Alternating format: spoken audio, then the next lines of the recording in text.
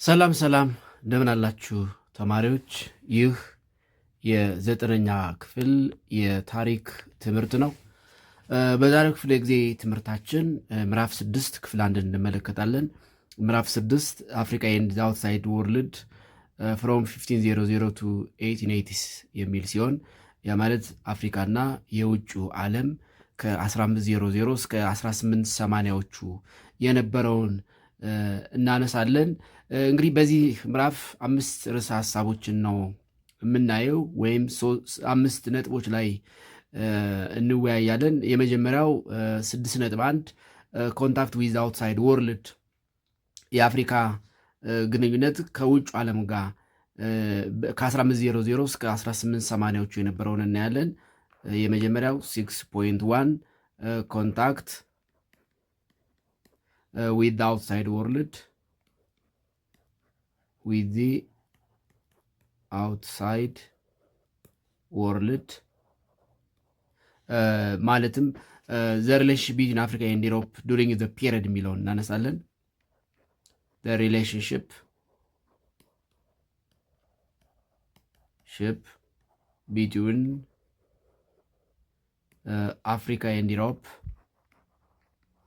Africa and Europe during the period ያ ማለት ከ1500 እስከ 1880ዎቹ በአፍሪካና በአውሮፓ መካከል የነበረውን ግንኙነት እናነሳለን።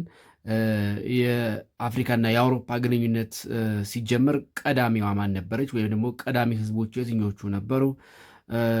ከዛስ እንዴት እያለ የአፍሪካና የአውሮፓ ግንኙነት እያደገ መጣ የሚለውን እንመለከታለን። ሁለተኛ 6.2 slavery and transatlantic slave trade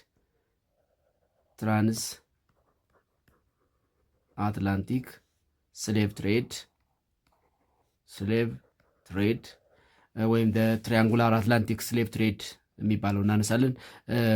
ባርነት፣ የትራንስ አትላንቲክ የባሪያ ንግድ ወይም ትሪያንጉላር አትላንቲክ ስሌቭ ትሬድ በተለይ በሶስቱ አህጉራት መካከል የተደረገውን የባሪያ ንግድ እንቅስቃሴ በሰፊው እንቃኛለን። ያ ማለትም በአፍሪካ በኖርዝ አሜሪካ እና በአውሮፓ የንግድ እንቅስቃሴው ከአፍሪካ ወደ አሜሪካ፣ ከአሜሪካ ወደ አውሮፓ፣ ከአውሮፓ ወደ አፍሪካ፣ ከአፍሪካ ወደ አውሮፓ፣ ከአውሮፓ ወደ አሜሪካ ምን ይመስል ነበር፣ ምን አይነት የንግድ እንቅስቃሴ ነበር የሚለውን እናያለን። እንግዲህ የስሌቭ ትሬድ ባጋጠመው ችግር በኋላ እንግዲህ ይህንን የባሪያ ንግድ ወደ ህጋዊ ሌጂቲሜት ኮመርስ ወይም ሌጋል ኮመርስ ለማሳደግ ሞክረዋል። እሱ እናያለን። በሶስተኛ ደረጃ 6.3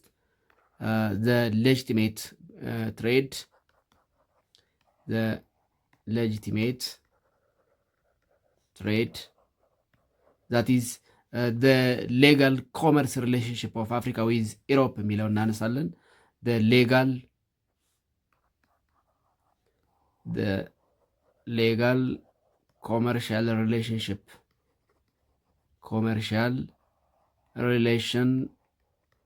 of Africa with Europe after slave trade ከባሪያ ንግድ በኋላ አፍሪካና አውሮፓ የነበራቸው የንግድ ግንኙነት ምን ይመስል ነበር የሚለውን እናያለን። በአራተኛ ደረጃ 6.4 the white settlers in South Africa በደቡብ አፍሪካ የነበሩ ነጭ ሰፋሪዎች፣ ያ ማለት የአውሮፓ ሰፋሪዎች የትኞቹ ነበሩ፣ የትኛው አካባቢ ላይ መቼ ሰፈሩ የሚለውን እናያለን። the white settlers in South Africa the different white settlers in South Africa በተለያየ ጊዜ በደቡብ አፍሪካ የሰፈሩ ነጭ ሰፋሪዎችን እንመለከታለን፣ ታሪካዊ አመጣጣቸውን። በመጨረሻም 6.5 European exploration and missionaries ወይም explorers and missionaries ሚሽነሪስ የሚለውን ነገር እናያለን።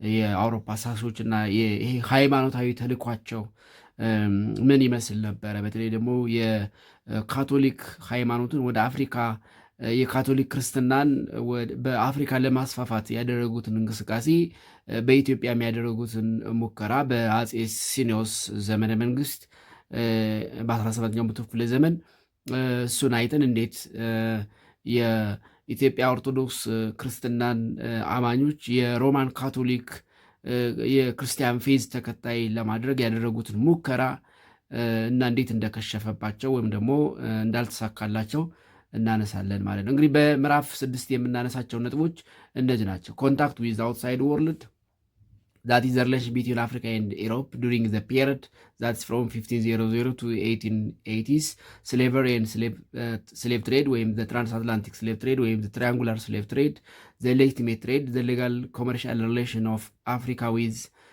Europe after slave trade ከባሪያ ንግድ በኋላ አፍሪካና አውሮፓ የነበራቸው ህጋዊ የንግድ ግንኙነት እንዴት የባሪያ ንግድ ግንኙነትን ወደ ሌጋል ኮመርሻል ሪሌሽን እንደቀየሩት ወይም ሌጂቲሜት ትሬድ እንደቀየሩት እናያለን። አራተኛ ዘ ዋይት ሴትለርስ ኢን ሳውዝ አፍሪካ በሳውዝ አፍሪካ የነበሩ ነጭ ሰፋሪዎችን በተለያየ ጊዜ የሰፈሩ የአውሮፓ ነጭ ሰፋሪዎች በደቡብ አፍሪካ ነበሩ። ከየት መቼ እነማን ሰፈሩ የሚለውን ታሪካዊ እና ያስከተለውንም አፍሪካዊ ተጽዕኖ እናነሳለን፣ ወይም በአፍሪካውያን ላይ ያደረሰውን ተጽዕኖ እናነሳለን። እንዲሁም ደግሞ የኢሮፒያን ኤክስፕሎረርስ ኤንድ ሚሽነሪ በተለይ የአውሮፓውያን የሃይማኖት እንቅስቃሴያቸውን እነዚህ ጀሲዩት ሶሳይቲ ወይም ደግሞ ሶሳይቲ ኦፍ ጄሱስ የሚባሉ የተለያዩ ማህበራት በአውሮፓ የካቶሊክ ክርስቲያኒቲ ፌዝን ለማስፋፋት ያደረጉትን እንቅስቃሴ እናነሳለን ማለት ነው።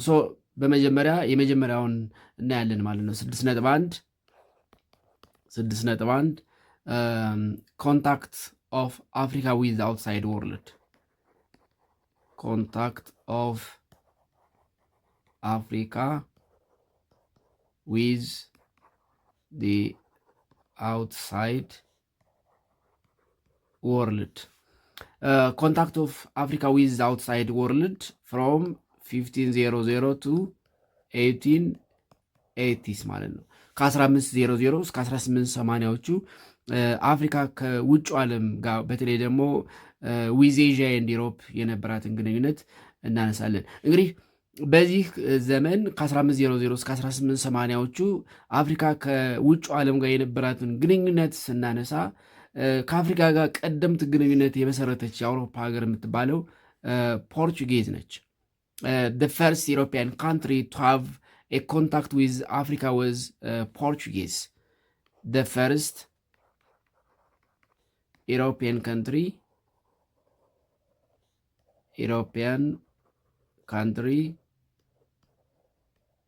to have early contact with Africa was ፖርቹጋል። እንግዲህ ከአውሮፓ ሀገራት ከአፍሪካ ቀደምት ግንኙነት የነበራት ወይም ኤርሊ ኮንታክት የነበራት ፖርቹጋል ነች። ስለዚህ ከአውሮፓ ሀገራት የፖርቹጋልን እንቅስቃሴ እንመለከታለን ማለት ነው። ስለዚህ ፖርቹጋል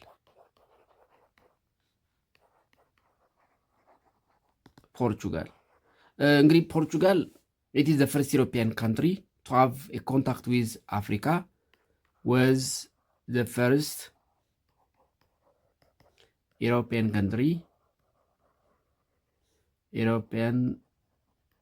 country to have early contact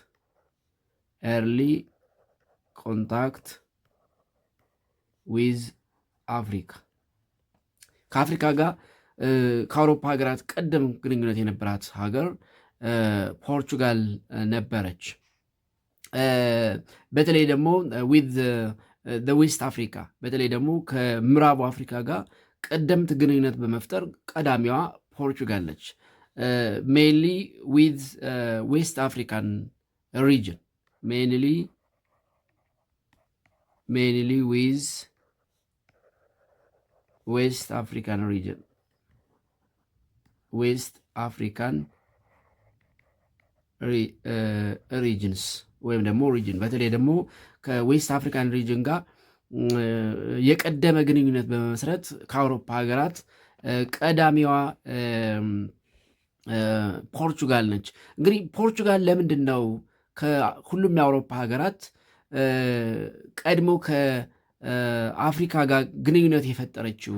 ኦብጀክቲቫ ምን ነበረ ወይም ደግሞ ጎሏ ምን ነበረ የሚለውን እንመልከት። ዋት ወዝ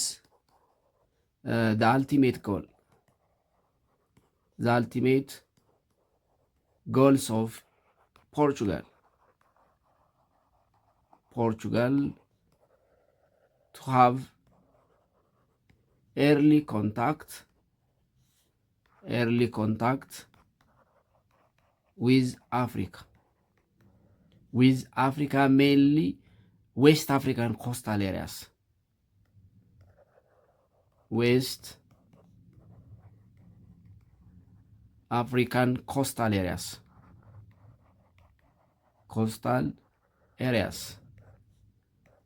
በተለይ ከምዕራብ አፍሪካ የባህር ዳርቻዎች ወይም ደግሞ ኮስታል ኤሪያስ አካባቢ ጋር ቀደምት ግንኙነት እንድትመሰረት ያደረጋት ምክንያት ወይም ደግሞ ግብ ምንድን ነበረ የሚለውን እንመልከት። እንግዲህ ሾርት ተርም ኤንድ ሎንግ ተርም ኦብጀክቲቭ ወይም ጎል ብለን ልንከፍለው እንችላለን። የአጭር ጊዜ ግቧና የረጅም ጊዜ ግብ ነበራት። ሾርት ተርም ኦብጀክቲቭ ወይም ጎል ሾርት ተርም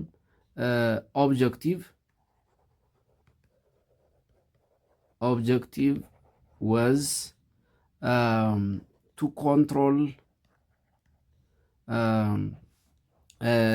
the gold producing regions of West Africa, to control the gold producing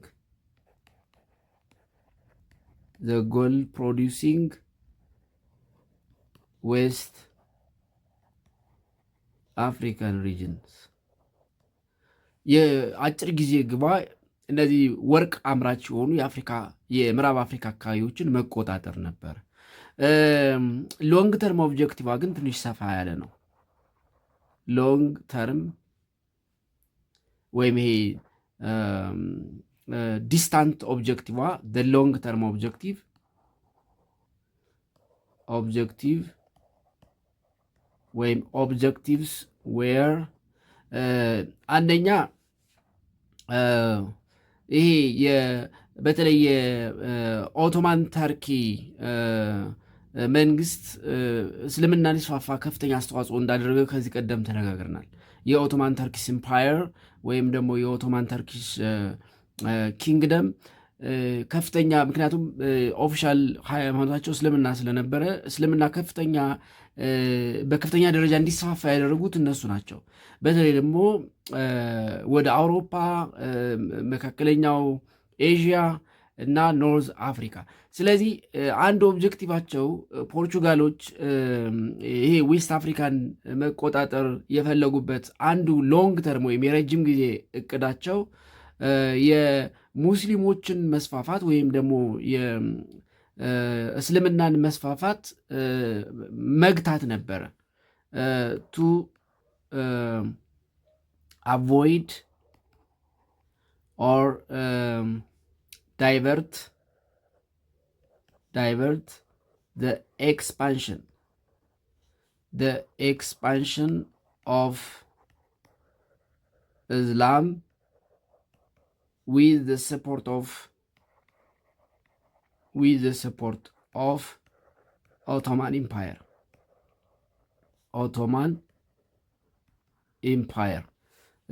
የእስልምናን ኤክስፓንሽን ዳይቨርት ማድረግ ነው። አቮይድ ማድረግ፣ ማስቀረት፣ ማጨናገፍ፣ አቦርት ማድረግ ነው። በተለይ ደግሞ በኦቶማን ኢምፓየር ድጋፍ በከፍተኛ ሁኔታ ይስፋፋ የነበረውን የእስልምና ሃይማኖት ማስቆም ነው።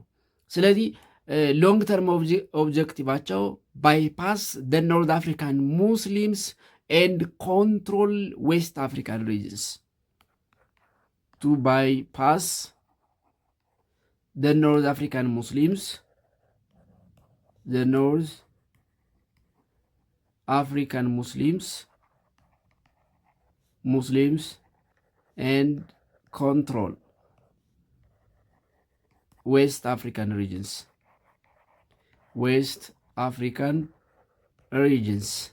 በተለይ ደግሞ the gold producing regions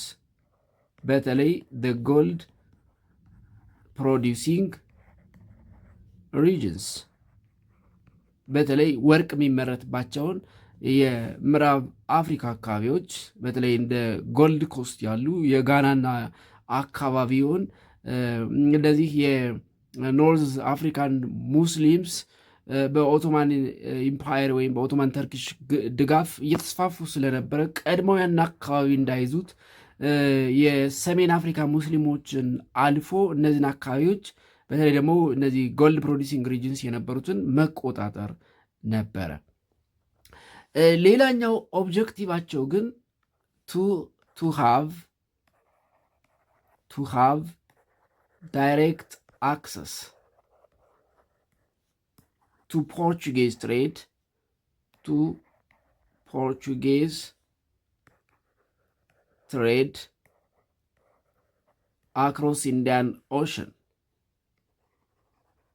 across Indian Ocean by sailing around Africa to the East Indies. በተለይ ደግሞ አፍሪካን ሴይል በማድረግ ወይም አፍሪካን በመዞር በህንድ ውቅያኖስ በኩል ቱ ዘ ኢስት ኢንዲስ ወይም ደግሞ ለሩቅ ምስራቅ ለኢንዲያ እነዚህ ዘፋሪስት የምንላቸው ኢንዲያ፣ ፓኪስታን፣ ባንግላዴሽ፣ ሲንጋፖር፣ ቻይና ለመሳሰሉት የሳውዝ ኤንድ ኢስት ኤዥያ አካባቢዎች ፖርቹጋል ለምታደርገው የንግድ እንቅስቃሴ ዳይሬክት አክሰስ እና ሴፍ ኮንትሮል እንዲኖራቸው ለማስቻል ነበረ። ስለዚህ ሶስተኛው የረጅም ጊዜ እቅዳቸው እንደዚህ የፖርቹጋል ህዝቦች ከአፍሪካ ጋር ኤርሊ ግንኙነት ቀደምት ግንኙነት እንዲመሰርቱ ያደረጋቸው አፍሪካን በመዞር የህንድ ውቅያኖስን በማቋረጥ ወደ ኢስት ኢንዲስ የሚያደርሰውን የፖርቹጋል ትሬድ ሩት ወይም ደግሞ ዳይሬክት አክሰስ መቆጣጠር ነው። ሌላኛው ሎንግ ተርም ኦብጀክቲቫቸው ክርስትናን ማስፋፋት ነው። for expansion of their Christianity, for the expansion of their Christianity, that is the Catholic Christianity phase,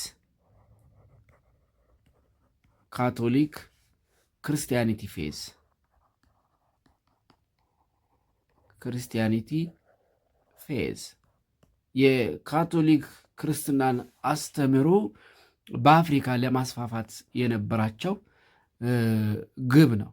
ስለዚህ ከአውሮፓውያን የፖርቹጋሎች ከአፍሪካ ቀደምት ግንኙነት በተለይ ደግሞ ከምዕራብ አፍሪካ ቀደምት ግንኙነት እንዲመሰርቱ ያደረጋቸው ግብ የረጅም ጊዜ ግባቸው ወይም ደግሞ ሎንግ ተርም ኦብጀክቲቫቸው ወይም ዲስታንት ኦብጀክቲቭ ይሄ ነበረ ማለት ነው። እንግዲህ እነዚህን ኦብጀክቲቮች በመያዝ አውሮፓውያን ያደረጉትን ኤክስፕሎሬሽን እንመለከታለን ወይም ደግሞ ጉዞ እንመለከታለን። the voyages of Portuguese explorers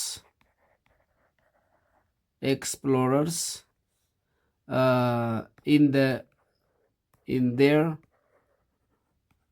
early contact with Africa,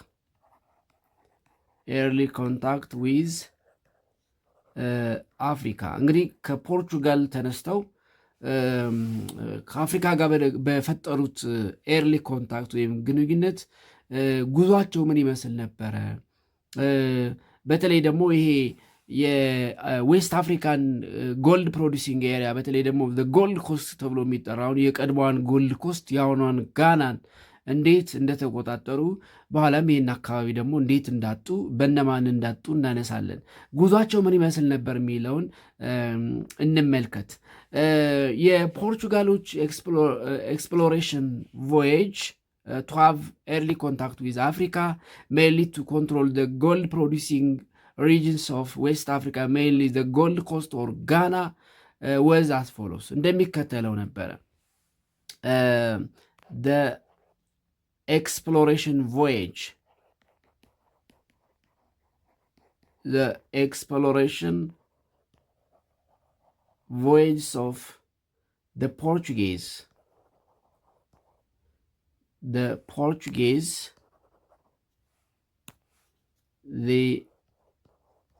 Portuguese, to control West Africa, mainly the gold producing regions or areas, mainly the gold producing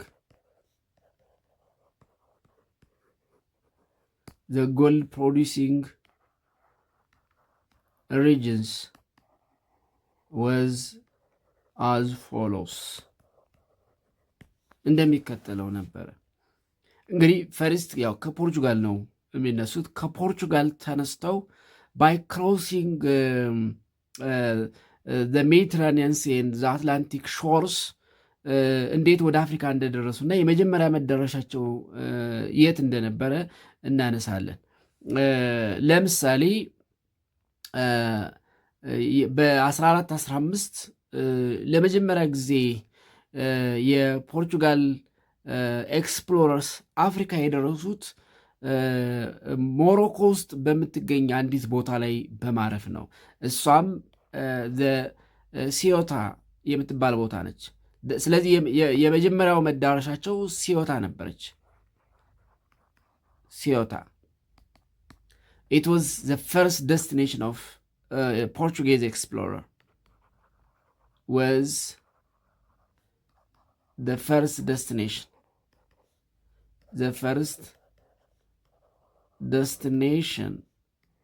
of Portuguese explorers.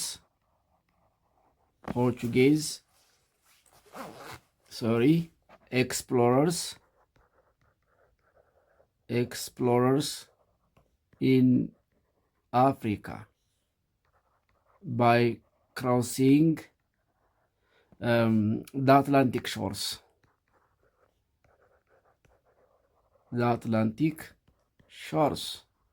የአትላንቲክ የባህር ሰርጥን በመሻገር ወይም ክሮስ በማድረግ በአፍሪካ የመጀመሪያው መዳረሻቸው ወይም the first land step ወይም ደግሞ ላንድ ያደረጉባት ቦታ ወይም the first footstep ሲዮታ ነበረች። and it was in 1415 በ1415 ነው እንግዲህ የአትላንቲክ ሾርን በማቋረጥ ለመጀመሪያ ጊዜ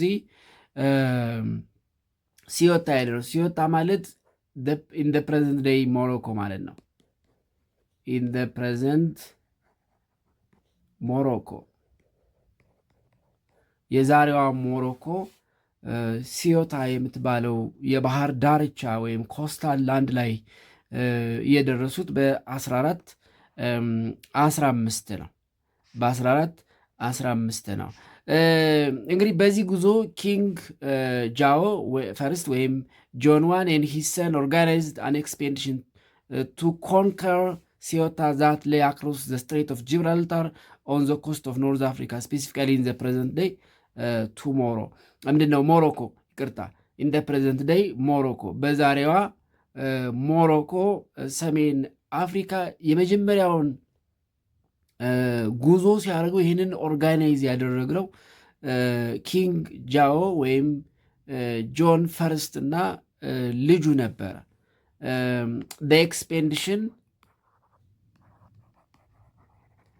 the expedition to Ceuta. Ceuta, that is Morocco, was organized by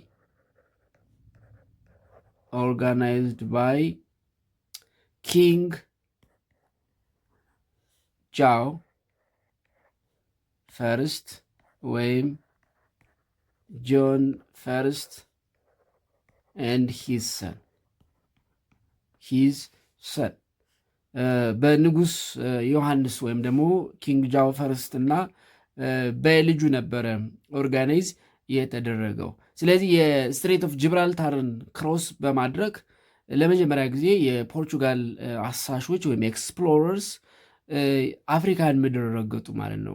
የአፍሪካን ምድር የረገጡባት የመጀመሪያዋ ቦታ የአሁኗ ሞሮኮ ውስጥ የምትገኘው ሲዮታ ነች ማለት ነው። ስለዚህ ከፖርቹጋል በመነሳት ለመጀመሪያ ጊዜ by the voyage or expedition organized by King John I and his son in 1415 they landed in the land of Africa by crossing the Strait of Gibraltar on the coast of North Africa that is in the specifically in the present day what is called Morocco. ዛሬ ሞሮኮ በምትባለው ስትሬት ኦፍ ጂብራልታር የአፍሪካ ኖርዝ ኮስታል ወይም የባህር ዳርቻ አካባቢ ለማለፍ ወይም ደግሞ ለማረፍ ችለዋል ማለት ነው። እንግዲህ ያ ማለት እንደምትመለከቱት በዚህ በካርታው ላይ ከፖርቹጋል ሊዝበን ተነስተው ለመጀመሪያ ጊዜ ላንድ ያደረጉት እዚህ አካባቢ ነው ማለት ነው። ዚስ ዋት ሲዮታ ሚን ሲዮታ እዚህ ጋር ይህ ስትሬት ኦፍ ጂብራልታር የጂብራልታር የባህር ወሽመጥ ጂብራልታር ማለት የሜዲትራኒያን ባህርና የአትላንቲክ ውቅያኖስን የሚያገናኝ የባህር ሰርጥ ሲሆን አውሮፓና አፍሪካን ያ ማለት ስፔንና ፖርቹጋልን ከአፍሪካ ወይም ከሞሮኮ የሚለየው የባህር ሰርጥ ነው።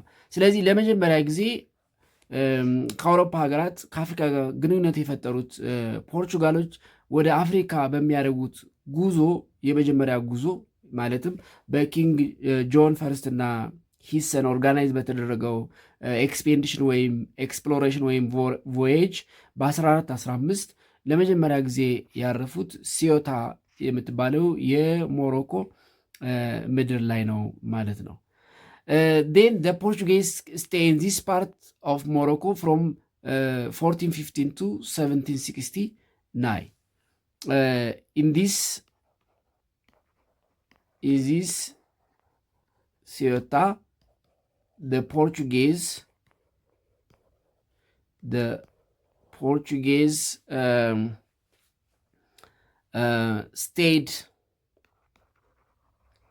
stayed from 1415 to 1769 ከ1415 እስከ 1769 ባለው ጊዜ ይህንን አካባቢ ተቆጣጥረው መቆየት ችለዋል።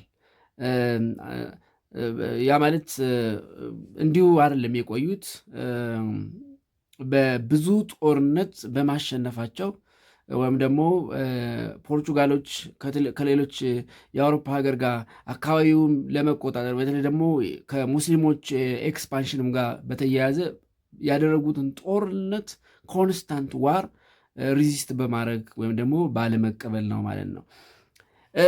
ዴን ሁለተኛ የደረሱበት ቦታ ኬፕ ባጃዶር ነች። ኬፕ ባጃዶር it is found south of Ceuta, southwest of Ceuta. ከሲዩታ በኋላ then the Portuguese continued their expedition to the southwest along the coast of Atlantic Ocean, and in 1432 they reached at a place called Cape Bajador. ስለዚህ ኬፕ ባጃዶር is the second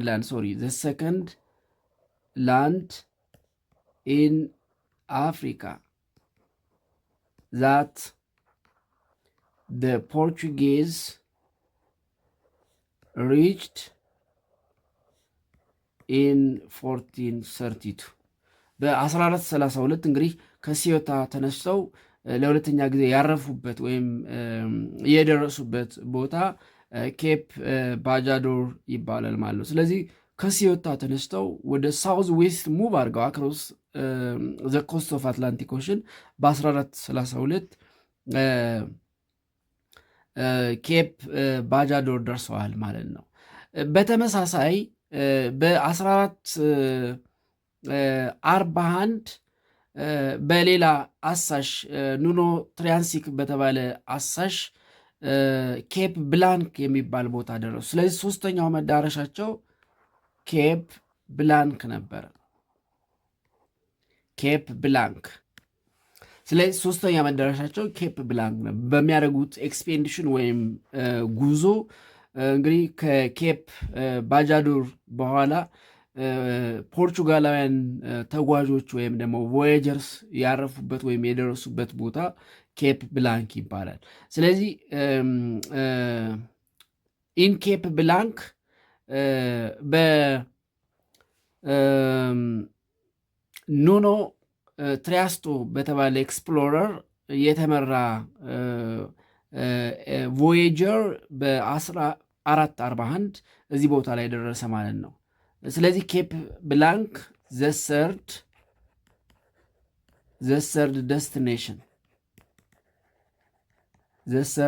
destination of the Portuguese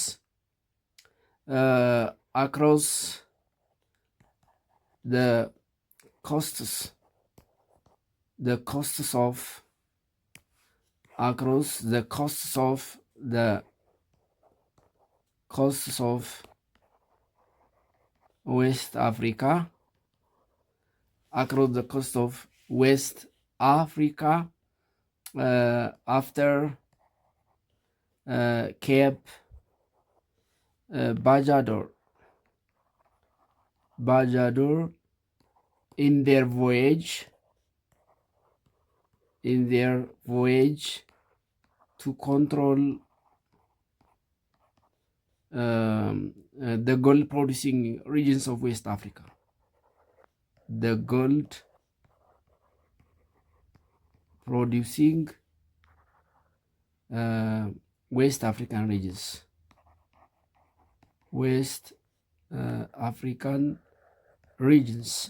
ይቅርታ የዌስት አፍሪካን ወርቅ አምራች የሆኑ አካባቢዎችን ለመቆጣጠር በሚያደርጉት ጉዞ ሶስተኛ መዳረሻቸው ኬፕ ብላንክ ነበረ።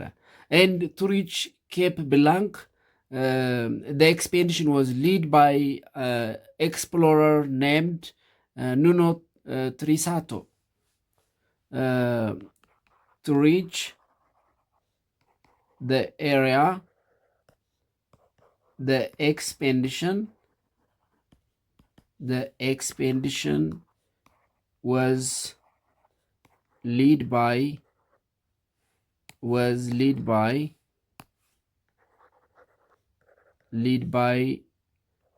an explorer named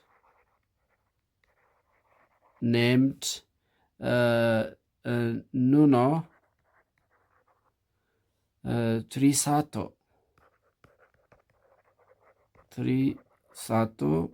in 1441.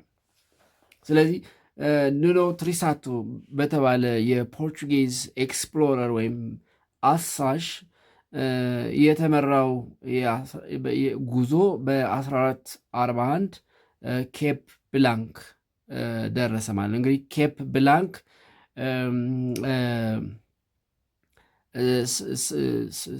ሳውዝ ኦፍ ኬፕ ባጃዶር ወይም ኬፕ ባጃዶር ሳውዝ ትገኝ የነበረ የባህር ዳርቻ ነች ማለት ነው።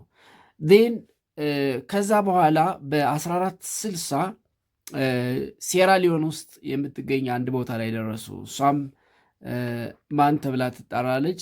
ሴንጋምቢያ ሴን ጋምቢያ የተባለ ቦታ ላይ ደረሱ። ስለዚህ ሴን ጋምቢያ ከኬፕ ብላንክ ቀጥሎ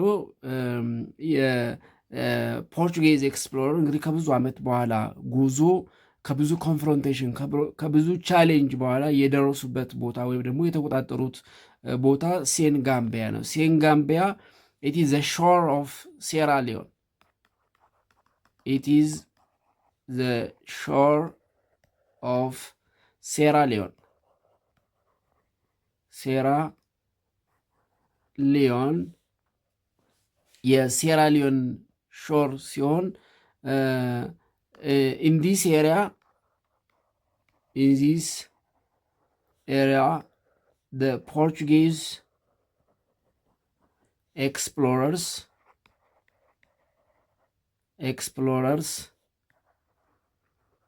reached in 1460 እዚህ ቦታ ላይ የደረሱት የፖርቹጌዝ ኤክስፕሎረር በ1460 ነው ማለት ነው። and they stayed until their gradual decline as leaders in world exploration in the 16th century እዚህ ቦታ ላይ የዓለም የአሰሳ ወይም የኤክስፕሎሬሽን ቀዳሚዎች ወይም ሊደርስ የሆኑበት ጊዜ እስከሚያበቃ እስከ 16ኛው መቶ ክፍለ ዘመን ድረስ እዚህ ጋር ቆይተዋል። they stayed at Senegambia until they lost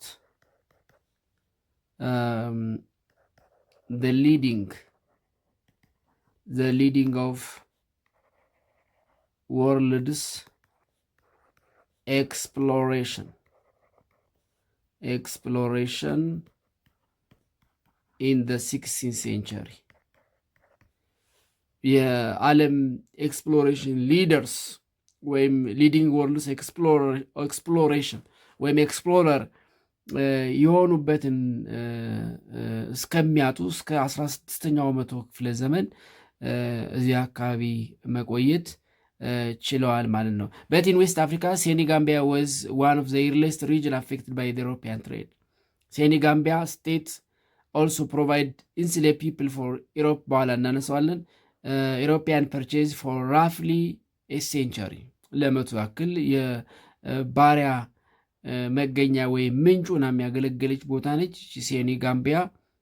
አራተኛዋ የፖርቹጋል ኤክስፕሎረር መዳረሻ የነበረችው ዴን እንግዲህ ከብዙ እንቅስቃሴ በኋላ በ1482 የምዕራብ አፍሪካ ሜይን ጎልድ ፕሮዲሲንግ ሪጅን የሚባለው የጎልድ ኮስትን ተቆጣጠሩ ማለት ነው። ስለዚህ ላተር መጨረሻ ላይ የተቆጣጠሩት አካባቢ ዋናው የወርቅ ማምረቻ የሆነውን የአፍሪካን አካባቢ ወይም ደግሞ በተለምዶ ጎልድ ኮስት ወይም አሁን ጋና እና ሌሎች ሀገራት ሆኖ የተከፋፈለውን አካባቢ ተቆጣጠሩ ማለት ነው። ስለዚህ ላተር ኮንትሮል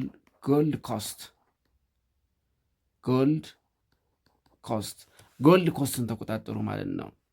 ጎልድ ኮስትን ተቆጣጠሩ።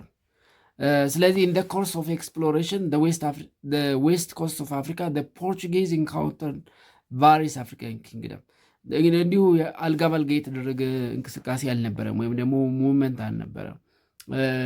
ቀደም ብለው በየአካባቢው ከተመሰረቱ መንግስታት ከሌሎች የአውሮፓ ሀገራት እንዲሁም ደግሞ በኦቶማን ተርክስ ድጋፍ ይደረግላቸው ከነበሩ የኖርዝ አፍሪካን ሙስሊም ሱልጣኔትስ ወይም ስቴትስ ጋር ከፍተኛ ኮንፍሮንቴሽን ወይም ቻሌንጅ አጋጥሟቸዋል። ስለዚህ እንዲሁ ዝም ብሎ አይደለም ጎልድ ኮስትን የተቆጣጠሩት ማለት ነው። ስለዚህ በ1482 አራውንድ 1482 the Portuguese controlled the main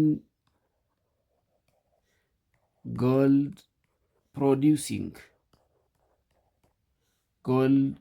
producing areas such as ጎልድ ኮስት እንደ ጎልድ ኮስት የመሳሰሉ ዋና የወርቅ ማምረቻ የሆኑ አካባቢዎችን ተቆጣጠሩ።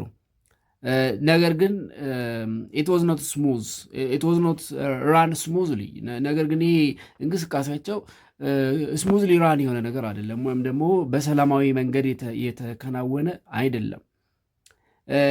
በጣም ከፍተኛ ቻሌንጅ ገጥሟቸዋል።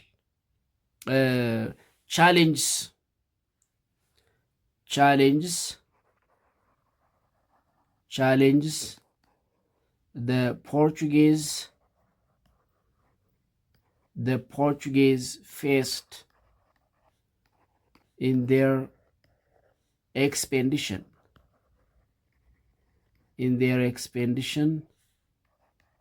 to control West Africa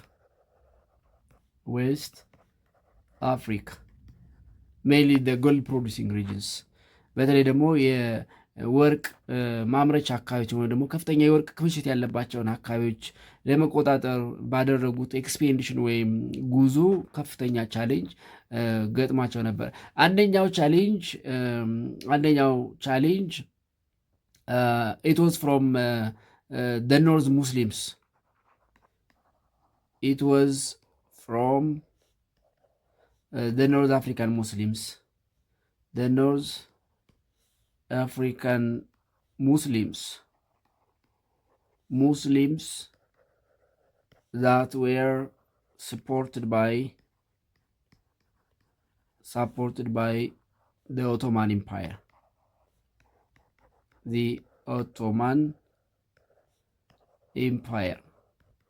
በተለይ በኦቶማን ኢምፓየር ይደገፉ የነበሩ የኖርዝ አፍሪካን ሙስሊምስ አንደኛው ቻሌንጅ ነበረ። ሁለተኛው from European competitors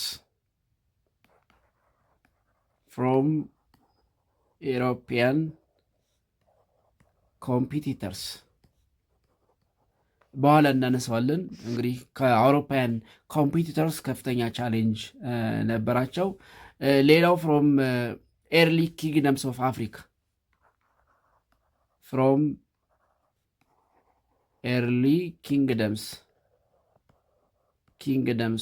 of Africa ለምሳሌ የጋናን ወይም የጎልድ ኮስትን ኪንግደም ማንሳት እንችላለን። ኤግዛምፕል ጋና ኦር ጎልድ ኮስት ኪንግደም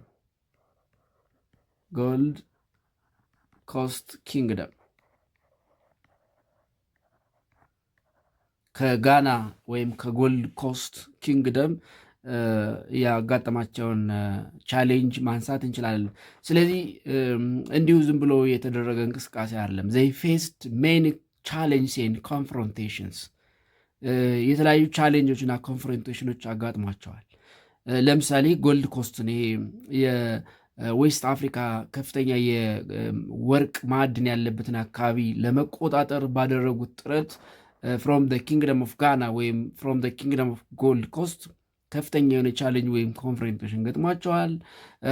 from European competitors ወይም ከሌሎች የአውሮፓ ሀገራት እንዲሁም ከኖርዝ አፍሪካን ሙስሊምስ በተለይ በኦቶማን ኢምፓየር ድጋፍ ይደረግላቸው በነበሩ ኖርዝ አፍሪካን ሙስሊምስ ኤክስፔዲሽናቸው ወይም ቮዬጃቸው ከፍተኛ ቻሌንጅ ኤንድ ኮንፍሮንቴሽን ገጥሞት ነበረ።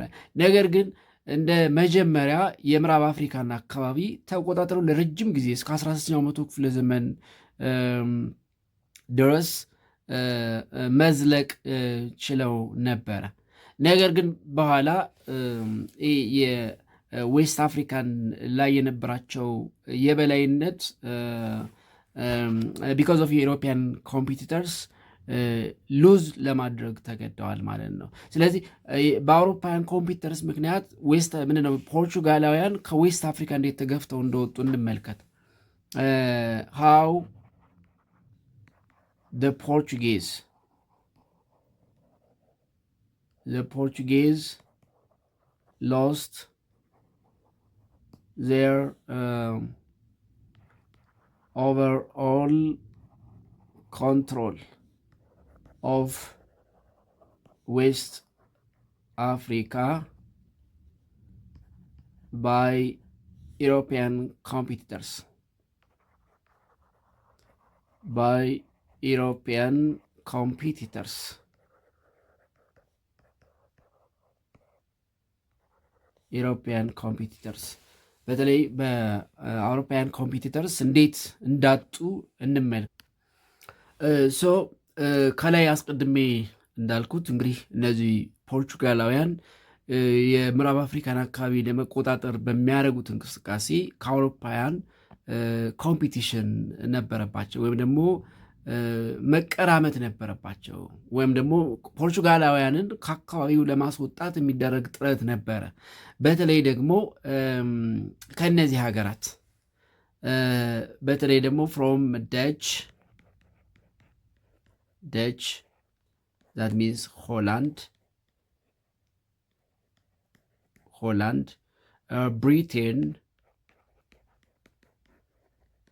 Britain, France and Spain.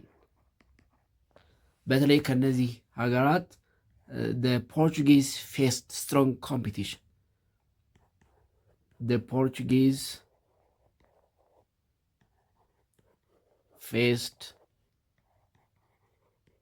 strong competition. በተለይ ደግሞ በንግድ እንቅስቃሴ ራሱ ከፍተኛ የሆነ ኮምፒቲሽን ነበረባቸው። በተለይ እነዚህ አራቱ ሆላንድ፣ ብሪቴን፣ ፍራንስ ኤንድ ስፔን they joined the competition for overseas trade። በተለይ ደግሞ ይሄ ኦቨርሲ ትሬድ የባህር ላይ ወይም ደግሞ የባህር ማዶ ንግድ እንቅስቃሴው ላይ ከፍተኛ ምንድነው ተጽዕኖ ነበራቸው። ነገር ግን ከነዚህ ሀገራት the principal early struggle was between Dutch and Portuguese። እነዚህ the above countries, the above European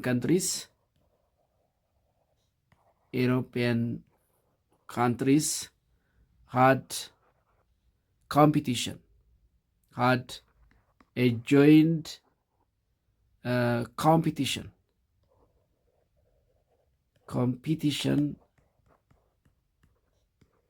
with Portugal for overseas trade። በተለይ ከፖርቹጋል ጋር ይሄ ኦቨርሲ ትሬድ የባህር ላይ ንግዱን ለመቆጣጠር ከፍተኛ ኮምፒቲሽን ነበረባቸው። ነገር ግን the principal struggle was between Dutch and Portugal. However, the principal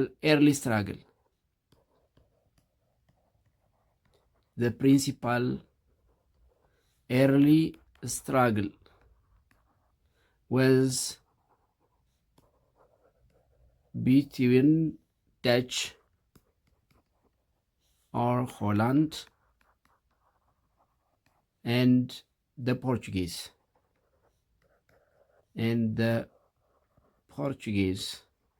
በተለይ ደግሞ ሁለቱ ከፍተኛ ኮምፒቲሽን ነበራቸው ወይም ስትራግል ያደርጉ ነበረ። ይህ ስትራግል ያበቃው በፖርቹጋል ሽንፈት ነው። and the struggle has stopped when Portugal lost Elmina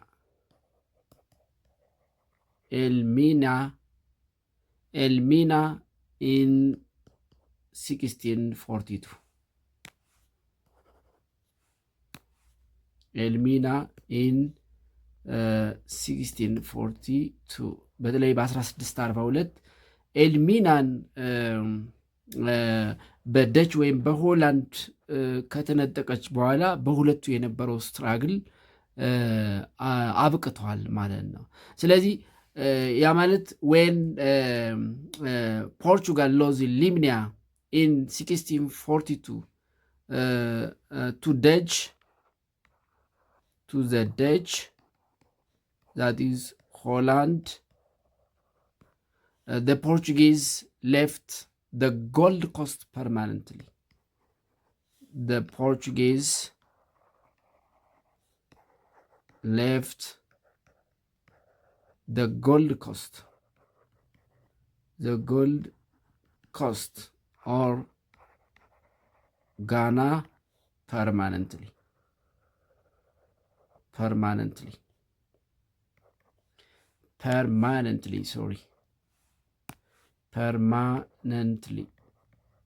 በቋሚነት እንግዲህ በምዕራብ አፍሪካ የነበራቸውን የበላይነት በተለይ በደቾች ወይም በሆላንዶች ኢሊሚኒያን በ1642 ከተነጠቁ በኋላ ፖርቹጋላውያን ዌስት አፍሪካ ላይ የነበራቸው የበላይነት አብቅቷል ማለት ነው። ክፍል 1ን በዚህ እንጨርሳለን። በቀጣይ በክፍል 2 እስከምንገናኝ ደህና ሁኑ ተማሪዎች።